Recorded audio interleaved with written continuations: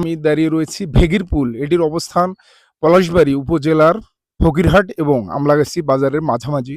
এই জায়গাটি অত্যন্ত নির্জন। যেহেতু আশেপাশে কোনো বাড়িঘর নেই, সে কারণে এখানে প্রায়শই ছিনতাই এবং ডাকাতির ঘটনাগুলো ঘটছে।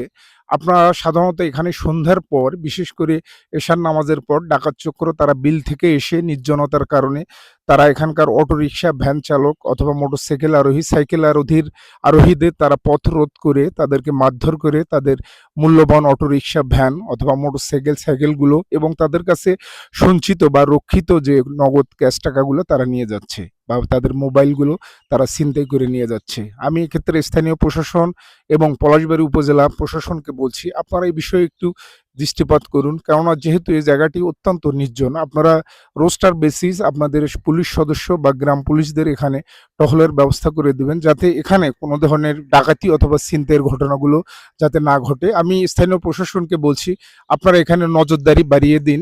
বিশেষ করে এই জায়গাটি যেহেতু নির্জনের কারণে তাদের মূল্যবান অটোরিকশা, ভ্যান এগুলো এখান থেকে ছিনতাই হয়ে যাচ্ছে। তা আমি এই ক্ষেত্রে আবারও তাদের বিনীত অনুরোধ করছি, আপনারা এই বিষয়ে আপনারা একটি দৃষ্টি আলোকপাত করুন। আর যারা এই সকল ছিনতাই এবং ডাকাতি পেশার সাথে নিয়োজিত রয়েছেন, আপনারাও এই বিষয়ে আপনারাও একটু এই পেশার থেকে আপনার বেরিয়ে আসুন। আপনারা এমনি দিনমজুর, অটোরিকশা, ভ্যান সে বিষয়ে আপনারা সেই কাজগুলো করুন।